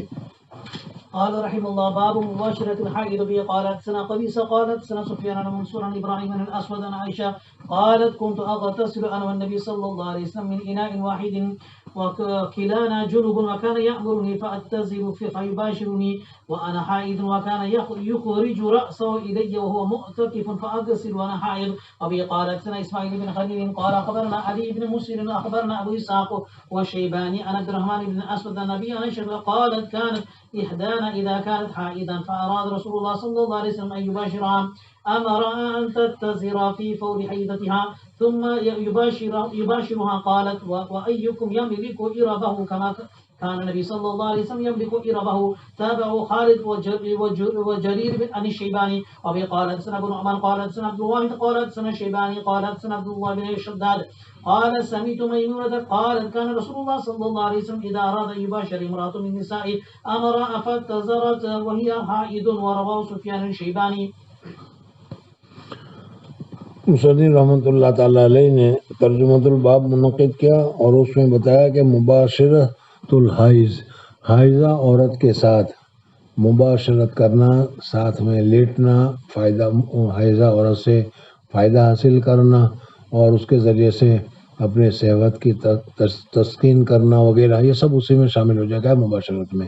یہ کتنا ہے، جائز ہے کہ ناجائز ہے؟ سمجھ میں؟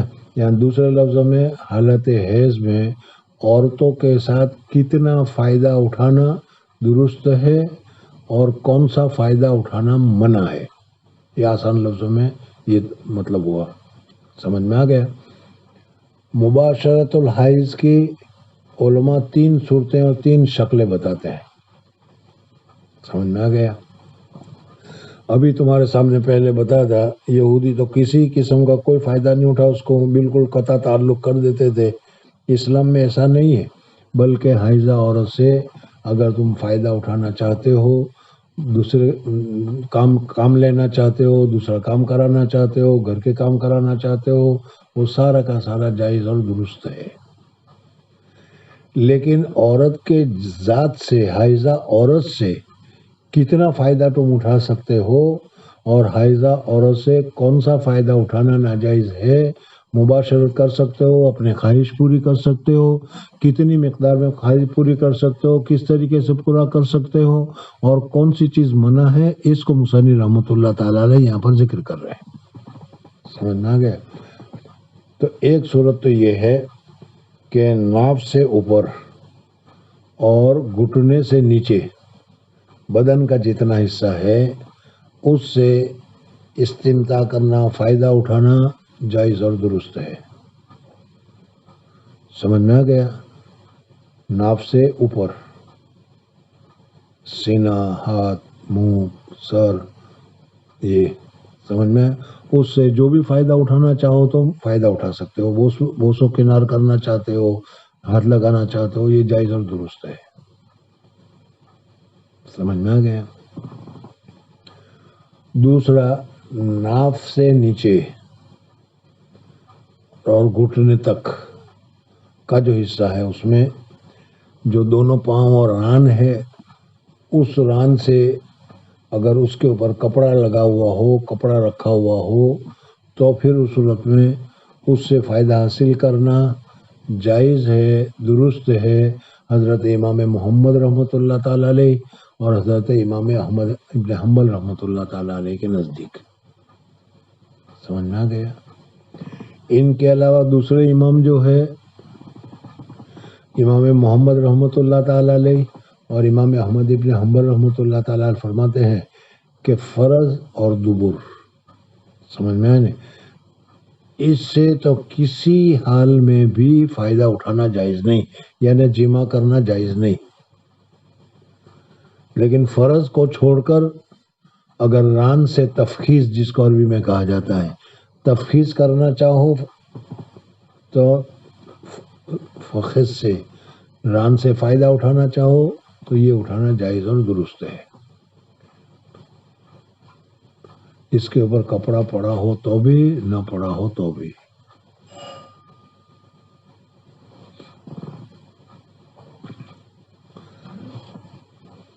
امام ابو حنیفہ رحمۃ اللہ تعالی علیہ اور امام ابو حنیفہ رحمۃ اللہ تعالی علیہ کے علاوہ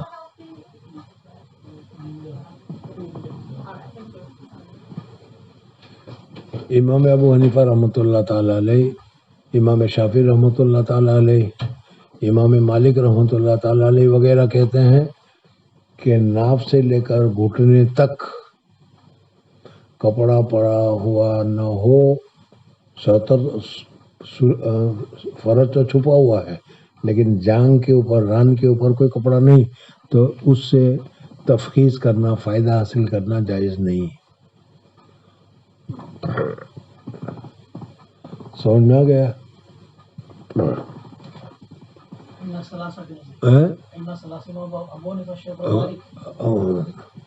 ہمارے حضرت اقدس نور اللہ مرکز فرماتے تھے کہ سارے بوڑھوں کے نزدیک ناجائز ہے. امام ابو حنیفہ، امام شافعی، امام مالک، اور سارے جوانوں کے نزدیک جائز ہے. امام احمد ابن حنبل رحمۃ اللہ علیہ امام شافعی کے بھی شاگرد ہیں. سمجھ میں آئے نہیں؟ اور امام محمد تو امام ابو حنیفہ کے شاگرد ہیں، سب سے چھوٹے امام محمد تھے. اسی طرح امام طحاوی رحمۃ اللہ علیہ بھی اسی میں شامل ہوتے ہیں. تو حضرت فرمایا کرتے ہیں کہ نوجوان تو کہتے ہیں جائز ہے اور بوڑھے کہتے ہیں کہ ناجائز ہے. یاد رکھنے کے لیے آسان ہوگا کہ وہ تینوں منع کہتے ہیں، یہ جائز قرار دیتے ہیں.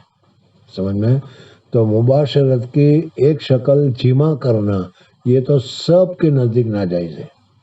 دوسری صورت کہ اس کے اوپر کپڑا ہو، چرڑی وغیرہ پہن رکھی ہو، اور آدمی کو پورا کنٹرول بھی ہو کہ جوش میں آ کر ایسا نہیں کر سکے گا، تو ایسی وقت میں وہ تفخیص کرنا چاہے تو یہ تفخیص کرنا امام محمد، امام احمد بن حنبل رحمۃ اللہ تعالی علیہ، امام طحاوی رحمۃ اللہ علیہ کے نزدیک جائز اور درست ہے.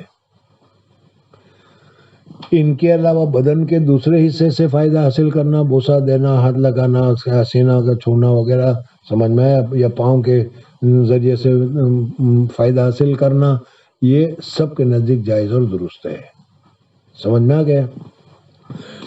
مباشرت الحائض، مصنف رحمۃ اللہ تعالی علیہ نے اس ترجمۃ الباب میں اسی مسئلے کو تمہارے سامنے ذکر کر رہے ہیں، اور میں نے بتایا کہ مباشرت کی 3 قسم ہے. ایک تو فرج کے ذریعے سے، دبر کے ذریعے سے تو ناجائز اور حرام ہے. دوسرا تفخیص، اس میں اختلاف ہے. اور تیسرا پورے بدن سے، یہ جائز اور درست ہے. بہرحال حضرت عائشہ صدیقہ رضی اللہ تعالیٰ عنہ فرماتی ہے کنت اغتسل انا والنبی صلی اللہ علیہ وسلم من اناء واحد وکلنا جنوب. ایک ہی برتن میں ہم دونوں ساتھ مل کر غسل کرتے تھے. یہ مسئلہ پہلے تمہارے سامنے بتا دیا تھا. وکانا یامرونی، اور حضور صلی اللہ علیہ وسلم جب مجھ سے کیا ہے استمتاع کرنا، فائدہ حاصل کرنا چاہتے تھے تو ہم کو حکم کرتے تھے. ہم ازار کو پہن لیا کرتے تھے، اور جب ازار پہن لیتے تھے تب حضور صلی اللہ علیہ وسلم ہمارے ساتھ مباشرت کرتے تھے. تو معلوم ہوا کہ مباشرت کرنا، جو بھی میں نے تفصیل بتائی، یہ جائز ہے. لیکن کیا ہے، اتزار یعنی پردہ، کپڑے درمیان میں کپڑا ہو تو. یہ حضور صلی اللہ علیہ وسلم ہم کو حکم فرماتے تھے. ہم پاجامہ پہن لیا کرتی تھی. فیباشرونی وانا حائضن. دوسری بات یہ بتائیں، وکانا یخرج راسہ الیہ. حضور صلی اللہ علیہ وسلم اعتکاف میں ہوتے تھے اور مسجد میں بیٹھے بیٹھے اپنے سر کو باہر کر دیا کرتے تھے. تو میں اپنے کمرے میں ہوتی تھی اور حضور صلی اللہ علیہ وسلم اعتکاف میں ہوتے تھے، اور میں حضور صلی اللہ علیہ وسلم کے سر مبارک کو دھوتی تھی، اور میں حالت حائضہ ہوتی تھی، میں حالت حیض میں ہوتی تھی. تو معلوم ہوا کہ یہ بھی جائز اور درست ہے. عورت سے خدمت لینا یہ بھی درست ہوا. عورت کی ذات سے کتنا فائدہ حاصل کیا جا سکتا ہے، اس کی تفصیل ابھی تمہارے سامنے ذکر کی گئی. دوسری حدیث بھی حضرت عائشہ صدیقہ رضی اللہ تعالیٰ عنہ سے ہے. وہ فرماتی ہے کانت احدانا اذا کانت حیضن. جب ہم میں سے کوئی عورت حالت حیض میں ہوتی تھی اور رسول اللہ صلی اللہ علیہ وسلم ان سے فائدہ حاصل کرنا چاہتے تھے، مباشرت کرنا چاہتے تھے، ساتھ میں رہنا، ساتھ میں لیٹنا، ساتھ میں لیٹانا چاہتے تھے، یباشرھا، تو حضور صلی اللہ علیہ وسلم ہمیں حکم دیتے تھے کہ ہم تتزر فی فور حیضتھا، حیض کے دوران میں، حیض کی حالت میں ہم کیا ہے اپنے کپڑے کو یا ازار کو یا پاجامہ کو وغیرہ کو پہن لیں، اور پھر پہننے کے بعد حضور صلی اللہ علیہ وسلم کے ساتھ ہم لیٹ جایا کرتی تھی، اور حضور اقدس صلی اللہ علیہ وسلم ہم سے فائدہ اٹھانا چاہتے تھے، وہ فائدہ اٹھایا کرتے تھے. سمجھ میں آ گیا اتنا؟ جی. قالت، اور پھر حضرت عائشہ صدیقہ رضی اللہ تعالیٰ عنہ فرماتی ہے کہ وَأَيُّكُمْ یملکو ایربہ. ملکہ یملکو اس کے معنی آتے ہیں مالک کے، اور ایرب کہتے ہیں شرمگاہ کو. تو حضرت عائشہ صدیقہ رضی اللہ تعالیٰ عنہ فرماتی ہے کہ حضور اقدس صلی اللہ علیہ وسلم سے زیادہ کون اپنے شرمگاہ کا کنٹرول کرنے والا ہے، کون اپنے شرمگاہ کا زیادہ مالک ہے. ایکم یملکو ایربہ. یملک کے معنی کنٹرول کہے آتے ہیں، مالک ہونے کے آتے ہیں، اور عرب شرمگاہ کو کہا جاتا ہے. سمجھ میں ہے؟ اب حضرت عائشہ صدیقہ رضی اللہ تعالیٰ عنہ کے اس جملے کا کیا مطلب ہے، شرح اس کی تفصیل کرتے ہوئے بتاتے ہیں کہ حضرت عائشہ صدیقہ رضی اللہ تعالیٰ عنہ کہتی ہے کہ حضور اقدس صلی اللہ علیہ وسلم کو تو اپنے نفس کے اوپر پورا کنٹرول تھا. سمجھ میں آئے نہیں؟ اس وجہ سے حضور اقدس صلی اللہ علیہ وسلم حالت حیض میں عورتوں نے پاجامہ پہن رکھا ہو، کرتا پہن رکھا ہو، اور اس حالت میں مرد اس کے ساتھ چھیڑخانی کرے، فائدہ اٹھائے، تو یہ جائز اور درست ہے. اس وجہ سے کہ حضور صلی اللہ علیہ وسلم کو تو اپنے نفس کے اوپر پورا کنٹرول تھا، وہ غلط طریقے پر، غلط جگہ پر، ناجائز طریقے پر استعمال کر ہی نہیں سکتے تھے. اور تمہاری تو ایسی حالت ہے نہیں. سمجھ میں آ گیا؟ اس وجہ سے تم کو اس طریقے سے فائدہ اٹھانے کے لیے یہ طریقہ جو میں نے ابھی بتایا وہ طریقہ نہیں کرنا چاہیے. ارے سمجھ میں آ گیا؟ دوسرا مطلب یہ ہے کہ حضور اقدس حضرت عائشہ صدیقہ رضی اللہ تعالیٰ عنہ فرماتی ہے کہ حضور اقدس صلی اللہ علیہ وسلم کو تو اپنے نفس کے اوپر پورا کنٹرول تھا، اور پورے کنٹرول کے باوجود بھی حضور اقدس صلی اللہ علیہ وسلم کو خواہش ہوتی تھی، تقاضا ہوتا تھا، اور اس تقاضے کو پورا کرنے کے لیے حضور اقدس صلی اللہ علیہ وسلم حالت حیض میں ہم کو اس طریقے سے مباشرت کیا کرتے تھے، اس طریقے سے اپنے ساتھ رکھا کرتے تھے. سمجھ میں؟ اور تم لوگوں کو تو اتنا کنٹرول نہیں ہے. حضور صلی اللہ علیہ وسلم کو اتنا کنٹرول کے باوجود تقاضا تھا، تو تم کو تو زیادہ تقاضا ہوگا، اس لیے کہ تمہارے تو نفس پر تو ویسے بھی کنٹرول نہیں. سمجھ میں آ گیا؟ اس وجہ سے تم کو بھی ضرورت پیش ہوگی، ضرورت پیش آئے گی، تو وہ ضرورت کو تم اگر اس طریقے سے ضرورت کو پورا کرو، چادر ڈال لو، لنگی پہنوا لو، پاجامہ پہن لیا ہو، اور اس طریقے سے اگر تم مباشرت حاصل کرو تو یہ کرنا جائز اور درست ہے. تم کو اگر اپنی خواہش کی وجہ سے ضرورت پیش آئی تو اس طریقے سے کر سکتے ہو. یہ دونوں مطلب تمہارے سامنے ذکر کر دیے. تو حضرت عائشہ صدیقہ رضی اللہ تعالیٰ عنہ فرماتی ہے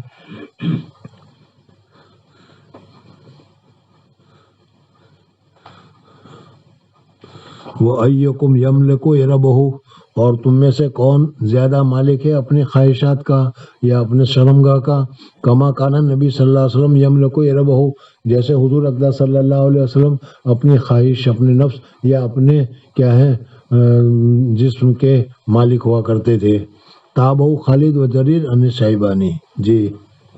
وحدثنا ابو نعمان قال سمعت میمونہ رضی اللہ تعالیٰ عنہ، یہ حضرت میمونہ رضی اللہ تعالیٰ عنہ کی روایت ہے کہ حضرت میمونہ رضی اللہ تعالیٰ عنہ فرماتی ہے کہ حضور اقدس صلی اللہ علیہ وسلم حالت حیض میں، جب عورت حیض میں ہوتی تھی اور حضور صلی اللہ علیہ وسلم اس سے فائدہ حاصل کرنا چاہتے تھے، مباشرت کرنا چاہتے تھے، کان رسول اللہ صلی اللہ علیہ وسلم اذا اراد ان یباشر امرأة من نسائه، اپنی عورتوں کے ساتھ مباشرت کرنا چاہتے تھے، امرہا تو اس کو حکم دیتے تھے، فتظرت تو اس صورت میں کیا ہے وہ پردہ کر لیا کرتی تھی، یا تو ازار پہن لیا کرتی تھی، کپڑا پہن لیا کرتی تھی، اس حال میں کہ وہ حیضہ ہوتی تھی. رواہ سفیان عن الشیبانی. تو حالت حیض میں اس طریقے سے مباشرت کرنا جائز اور درست ہے. قال رحمه الله باب ترك الحيض الصوم. به قال حدثنا سعيد بن ابي مريم قال حدثنا محمد بن جعفر قال اخبرني زيد هو ابن اسلم عن عياض بن عبد الله عن ابي سعيد الخدري قال خرج رسول الله صلى الله عليه وسلم في اضحى او فطر الى المصلى فمر على النساء فقال يا معشر النساء تصدقن فاني اريتكن اكثر اهل النار. فقلنا وبما يا رسول الله؟ قالت تكثرن اللعن وتكفرن العشير. ما رايت من ناقصات عقل ودين اذ دين اذهب لب الرجل الحازم اذهب لب الرجل اذهب لب الرجل اذهب للب الرجل الحازم من إهداكن. قلنا وما نقصان ديننا وأقلنا يا رسول الله؟ قال أليس شهادة المرأة مثل نصف شهادة الرجل؟ قلنا بلى. قال فذلك من نقصان عقلها. أليس إذا حاضت لم تصلي ولم تصم؟ قلنا بلى. قال فذلك من نقصان دينها. مصنف رحمۃ اللہ علیہ اب یہ بیان فرماتے ہیں کہ حالت حیض میں عورتیں نماز نہیں پڑھے گی اور نماز کو چھوڑ دے گی. اسی طریقے سے حالت حیض میں روزہ بھی نہیں رکھے گی اور روزہ بھی چھوڑ دے گی. سمجھ میں آنے؟ حتیٰ کہ اگر غروب کے قریب، ابھی 10 منٹ میں 15 منٹ میں غروب ہونے والا ہے اور عورت کو حیض آ گیا تو یہ روزہ اس کا گیا، اس روزے کی اس کو قضا کرنی پڑے گی. سمجھ میں آ گیا نہیں؟ اس وجہ سے کہ نماز یہ طہارت کے ساتھ ادا کی جاتی ہے، اور اس وقت اس کی حالت ایسی ہے کہ وہ طہارت کے خلاف ہے، اس وجہ سے وہ نماز ادا نہیں کر سکتی. یہی حال روزے کا بھی ہے کہ روزے میں بھی اس کو طہارت کی ضرورت ہے اور طہارت نہیں ہوئی، اس وجہ سے اس کو روزہ رکھنے کی اجازت نہیں ہے۔ سمجھ میں آ گیا؟ اب روزے جو حالت حیض میں روزے کو چھوڑے جائیں گے وہ اس کی قضا کرنی پڑے گی یا نہیں، اور جو نماز چھوڑ دی جائے گی اس کی قضا کرنی پڑے گی یا نہیں، تو اس کے متعلق حکم تو دونوں کا یکساں ہی ہے، لیکن تفصیل جو دوسری کتابوں میں ذکر کی جاتی ہے، شورا ذکر کرتے ہیں، اس میں یہ ہے کہ حضرت حوا علیہ السلام کو جب پہلی مرتبہ حیض آیا تو انہوں نے حضرت آدم علیہ السلام سے پوچھا کہ مجھ پر حیض آ گیا ہے، میں نماز کے لیے کیا کروں؟ حضرت آدم علیہ السلام کو معلوم نہیں تھا، اس وجہ سے انہوں نے کہا کہ میں اللہ تبارک و تعالیٰ سے پوچھ کر پھر تمہیں جواب دوں گا۔ اور پھر حضرت آدم علیہ السلام نے اللہ تبارک و تعالیٰ سے پوچھا تو آدم علیہ السلام کو اللہ تبارک و تعالیٰ نے کہا کہ نماز نہ پڑھے۔ چنانچہ حضرت آدم علیہ السلام نے حضرت حوا علیہ السلام کو حکم بتا دیا کہ حالت حیض میں، حالت نفاس میں نماز درست نہیں ہے، اس وجہ سے نہیں پڑھی جائے گی۔ سمجھ میں آ گیا؟ اور چونکہ حضرت آدم علیہ السلام نے اللہ تبارک و تعالیٰ سے پوچھا تھا، نماز یہ اللہ تبارک و تعالیٰ کا حق تھا اور صاحب حق نے حق کو معاف کیا تھا، اس وجہ سے اب اس نماز کی قضا نہیں ہوگی۔ سمجھ میں آ گیا؟ دوسری وجہ کہ اگر حیض کے اکثر مدت ہے، مثلاً 10 دن، اگر 10 دن نماز نہ پڑھے اور پھر اس کو نماز کی قضا بھی کرنی پڑے تو 20 ہی دن تو باقی رہ گئے، اور 20 دن میں اس کو ڈبل نماز پڑھنی پڑے گی، ایک تو اپنی فرض نماز، دوسری قضا نماز، یہ اس کے لیے متعذر ہوگا، مشکل ہوگا، اس وجہ سے اللہ تبارک و تعالیٰ نے اس کے لیے نماز کو معاف قرار دے دیا۔ یہاں تک سمجھ میں آ گیا بچہ؟ اب اس کے بعد جب روزے کا موسم آیا اور روزے کا وقت آیا، اس لیے کہ روزہ تو حضرت آدم علیہ السلام سے لے کر ہمارے تک سب کے اوپر فرض تھا، تو حضرت آدم کے زمانے میں بھی جب روزہ فرض ہوا اور روزہ کا وقت آیا اور حضرت حوا علیہ السلام کو حیض آ گیا تو حضرت حوا نے حضرت آدم علیہ السلام سے پوچھا، تو حضرت آدم علیہ السلام نے کیا ہے نماز کے اوپر قیاس کرتے ہوئے ان کو روزہ رکھنے کو منع کیا۔ سمجھ میں؟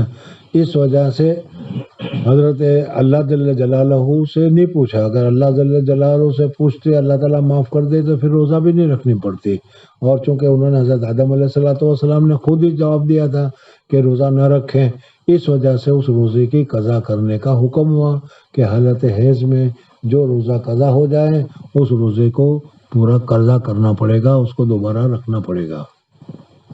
دوسرا یہ ہے کہ بہت تو حیض کے اکثر مدت ہمارے یہاں 10 دن ہے، اور عام متن عورتوں کو 10 دن بھی خون نہیں آتا، ہر ایک کی اپنی اپنی عادت ہے، جیسے ابھی تھوڑی دیر کے بعد معلوم ہوگا سمجھ میں، کہ کسی کو 5 دن آتا ہے، کسی کو 3 دن 4 دن آتا ہے، کسی کو 7 دن آتا ہے، کسی کو 6 دن آتا ہے، بس مختصر 6 دن کا اتنا ہی ہوتا ہے وہ۔ تو اگر وہ 6 روزے یا 7 روزے یا بہت تو 10 روزے نہ رکھے گی، حیض کی وجہ سے 10 روزے اس کے چھوٹ جائیں گے، 10 روزے چھوٹ جائیں گے، اور پھر اس کو قضا کرنے کا وقت جو ہے وہ تو 11 مہینے ہے، اس لیے ہر مہینے میں ایک روزہ بھی رکھ لے گی تو بھی کوئی پریشانی کی بات نہیں ہوگی۔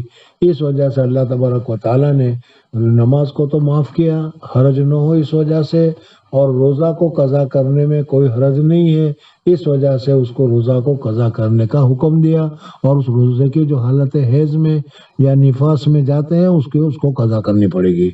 باب ترک الحیض صوم۔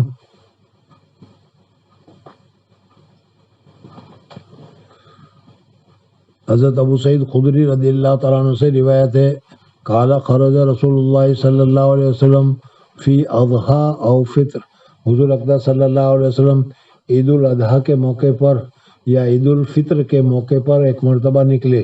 حضور اقدس صلی اللہ علیہ وسلم مسجد نبوی میں نماز پڑھا کرتے تھے، اور آپ کو معلوم ہے کہ مسجد نبوی میں ایک نماز کا ثواب 50,000 ثوابوں کے برابر ہے، لیکن عید کی نماز حضور اقدس صلی اللہ علیہ وسلم نے مسجد نبوی میں نہیں پڑھی، صرف ایک مرتبہ پڑھی ہے جب بارش کی وجہ سے باہر نہیں نکلے، لیکن عید کے موقع پر عید الفطر ہو یا عید الاضحیٰ ہو، حضور اقدس صلی اللہ علیہ وسلم عیدگاہ میں جا کر نماز پڑھا کرتے تھے۔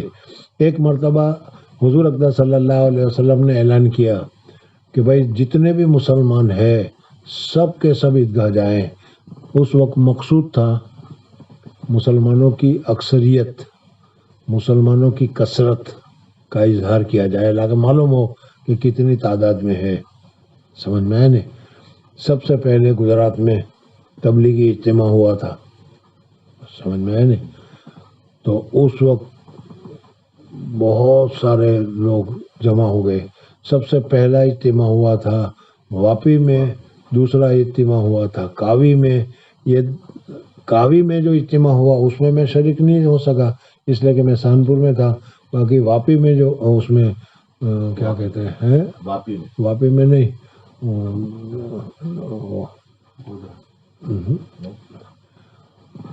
وہ کیا کہتے ہیں اسے، پالنپور کے پاس چھاپی، واپی نہیں چھاپی میں جو اجتماع ہوا تھا، سب سے پہلا اجتماع چھاپی میں ہوا۔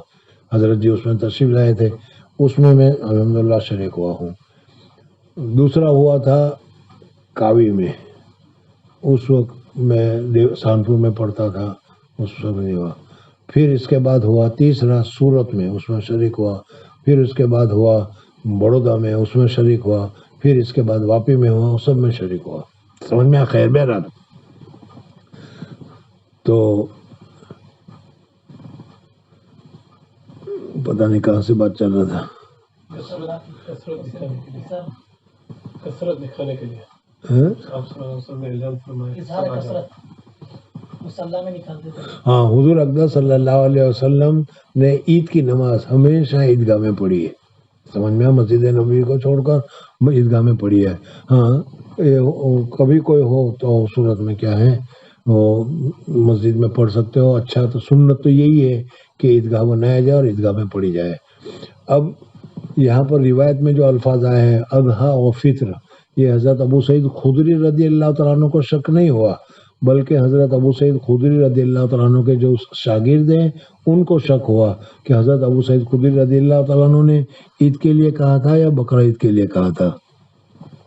بہرحال اب مجھے یاد آیا کہ میں نے کس پر وہ تبریک والا کہاں سے آ گیا، حالانکہ تم لوگوں نے مجھے لقمہ دیا لیکن میری سمجھ میں نہیں آیا کہ کہا۔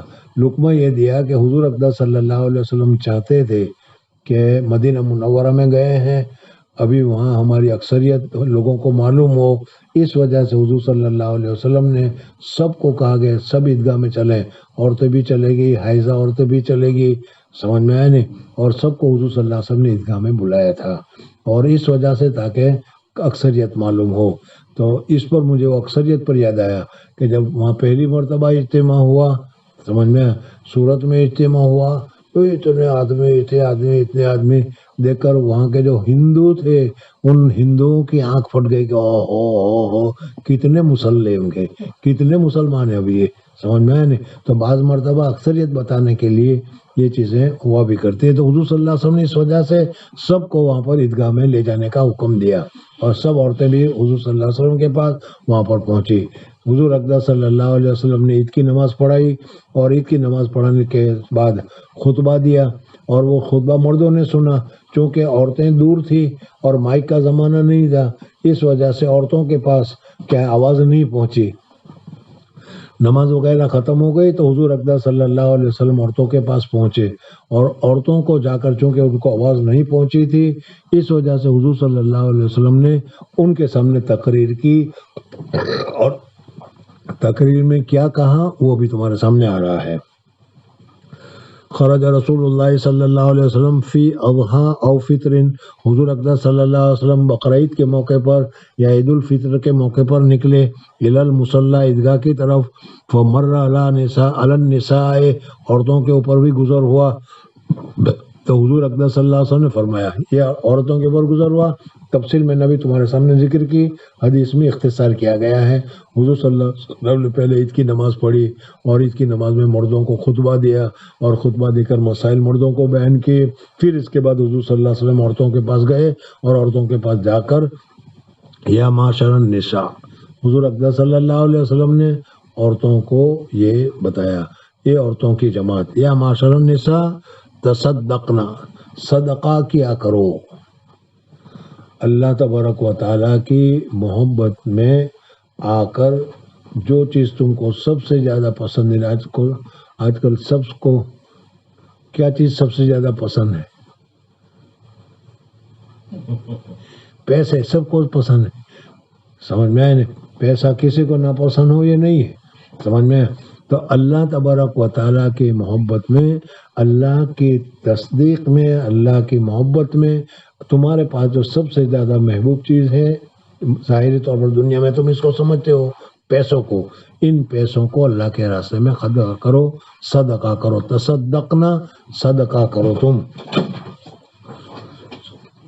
یا معاشر النساء تصدقنا، اس وجہ سے کہ صدقہ کرنے سے اللہ تبارک و تعالیٰ کی رضامندی حاصل ہوتی ہے، صدقہ کرنے سے اللہ تبارک و تعالیٰ کی ناراضگی دور ہوتی ہے، اللہ تبارک و تعالیٰ کی محبت حاصل ہوتی ہے، اللہ تبارک و تعالیٰ بہت زیادہ آفات اور بلیات کو دور کرتے ہیں، سمجھ میں؟ اس وجہ سے صدقہ کرتے رہنا چاہیے۔ صدقہ کرنے کے لیے کوئی بڑی رقم ہونا ضروری نہیں، صدقہ کرنے کے لیے بڑی رقم کا ہونا، 1000 پاؤنڈ ہو، 2000 پاؤنڈ ہو، 2000 روپے ہو، 1000 روپے ہو تو بھی صدقہ کیا جائے، یہ نہیں۔ اگر تھوڑا سا 2 پیسے ہو، 1 پیسہ ہو، 1 لقمہ ہو، 1 کھجور ہو، اس کو بھی اگر اللہ کی رضامندی کے لیے صدقہ کرو تو وہ فائدے سے خالی نہیں، ثواب سے خالی نہیں۔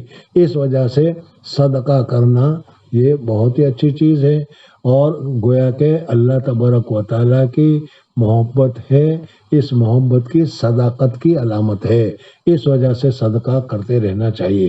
بہرحال حضور اقدس صلی اللہ علیہ وسلم نے عورتوں کو کہا تصدقنا، صدقہ کرو تم کو صدقہ بہت زیادہ کرنا چاہیے، اس وجہ سے تصدقنا فإنی أُوریتکن اکثر اہل النار، اللہ جل جلالہ و من والہ نے حضور اقدس صلی اللہ علیہ وسلم کو جنت اور جنتی اور جہنم اور جہنمی اس کا بھی معائنہ کروا دیا ہے۔ جیسے وہ صدقہ کیا کہتے ہیں، سورج گرہن کے مسئلہ آیا تھا، اس پر بتایا تھا کہ بہت ساری چیزیں مجھے دکھلائی گئی ہے، اور ویسے بھی حضور صلی اللہ علیہ وسلم معراج میں تشریف لے گئے، اس وقت بھی حضور صلی اللہ علیہ وسلم نے دیکھا، تو حضور صلی اللہ علیہ وسلم نے فرمایا کہ مجھے دکھلایا گیا ہے کہ جہنم میں کثیر تعداد عورتوں کی ہوگی، اس وجہ سے اس سے بچنے کے لیے عورتوں کو حضور صلی اللہ علیہ وسلم نے حکم فرمایا کہ صدقہ زیادہ سے زیادہ کرتی رہا کرو۔ سمجھ میں آ گیا؟ صدقہ کرنے سے الصدقۃ تطفئ غضب الرب، اللہ کی ناراضگی، اللہ تبارک و تعالیٰ کا غصہ اس کے ذریعے سے ختم ہوتا ہے، اس وجہ سے صدقہ زیادہ کرنا چاہیے تاکہ اللہ تبارک و تعالیٰ کی ناراضگی کم ہو اور اللہ تبارک و تعالیٰ کیا ہے، اپنی رضا اور اپنی پسند کی جگہ جنت ہے، جنت عطا فرمائے، ورنہ اگر اللہ تعالیٰ ناراض ہوا تو ناراضگی کی جگہ جہنم ہے۔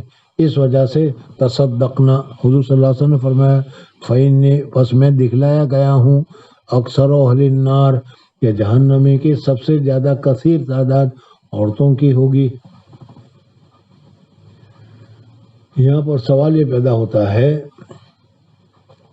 کہ اس حدیث سے تو معلوم ہوا کہ جہنم میں عورتوں کی تعداد کثیر ہوگی، زیادہ عورتیں ہوگی، مرد کم ہوں گے، اور جنت کے متعلق ہمارے سامنے جو تذکرہ آتا ہے اس میں آتا ہے کہ جنت میں ہر ایک مرد کو، ہر ایک آدمی کو 2 عورتیں، دنیا کے حساب سے 2 عورتیں دی جائے گی، ایک تو وہی جو تمہارے نکاح میں ہے، ایک دوسری کے ساتھ نکاح کرایا جائے گا، اور حور جو ہوگی وہ اس سے اوپر ہوگی، 72 हूर होगी या 2 हूर होगी या जो भी होगी, जैसे तुम्हारे अमाल समझ में, वैसे वहाँ हूर ज्यादा होगी। खैर हूर तो और चीज है, लेकिन इस हदीस की वजह से कि जन्नत में हर जन्नती को 2 दुनियावी औरतें मिलेगी, तो इसका मानना तो ये हुआ कि जन्नत में 3, पूरी जन्नत को अगर हम 100 पर शुमार कर ले तो 33 मर्द हुए और 33 मर्द के मुकाबले में 66 औरत हुई, 2 सुलुस औरतें हुई, 1 सुलुस मर्द हुआ, तो औरतें ज्यादा हो गई। फिर इधर कह रहे हैं कि जहन्नम में औरतें ज्यादा होगी, इधर कह रहे हैं कि जन्नत में औरतें ज्यादा होगी, ये दोनों में जोड़ नहीं बैठा, किस तरीके से इसकी तत्बीक होगी? तो उसका जवाब ये है कि इब्तिदाई अम्र में औरतें, अभी बताएंगे किस वजह से, कौन से गुनाह की वजह से वो इब्तिदा में जहन्नम में जाएगी, लेकिन फिर वो अपने सिफारिश की वजह से, हुजूर अक़दस सल्लल्लाहु अलैहि वसल्लम की सिफारिश की वजह से, फिर अपने नेक लोगों की सिफारिश की वजह से, बहरहाल अल्लाह के फजल से औरतों को फिर जहन्नम में रखा नहीं जाएगा, बल्कि इनको जन्नत में लाया जाएगा और जन्नत भी इस तरीके से दिया जाएगा, उस वक्त जन्नत में औरतों की तादाद ज्यादा हो जाएगी। तो इब्तिदा में जहन्नम में ज्यादा होगी, फिर इंतहा में जन्नत में ज्यादा होगी। अब कोई इश्काल वगैरह बाकी नहीं रहा। तो हुजूर सल्लल्लाहु अलैहि वसल्लम ने फरमाया सदका किया करो, बस बेशक मैं दिखलाया गया हूँ तुमको अक्सर नार फकुलना। जब हुजूर सल्लल्लाहु अलैहि वसल्लम ने कहा कि मुझे दिखलाया गया कि जहन्नम में औरतें ज्यादा होगी, तो उस वक्त जो औरतें ईद की नमाज के लिए आई हुई थी, उनके सामने हुजूर सल्लल्लाहु अलैहि वसल्लम ने सदका करने की फजीलत बताई, तो औरतों ने हुजूर सल्लल्लाहु अलैहि वसल्लम से सवाल किया कि या रसूलुल्लाह सल्लल्लाहु अलैहि वसल्लम, जहन्नम में हमारी तादाद ज्यादा क्यों होगी? इसकी तफसील आगे आ रही है और वो ख़त्म हो रहा है, इस वजह से अब इसी पर ख़त्म करो और आइंदा बताया जाएगा कि हुजूर सल्लल्लाहु अलैहि वसल्लम से तकरीर पर औरतों ने क्या सवाल किया, हुजूर सल्लल्लाहु अलैहि वसल्लम ने क्या जवाब दिया, और औरतों ने हुजूर सल्लल्लाहु अलैहि वसल्लम की सदका करो की अपील पर क्या, कितना और कैसे सदका किया, इसकी तफसील इंशाअल्लाह आइंदा पीर को आएगी। अल्लाह तबारक व तआला हमारे इस पढ़ने को, सुनने को कबूल फरमाए।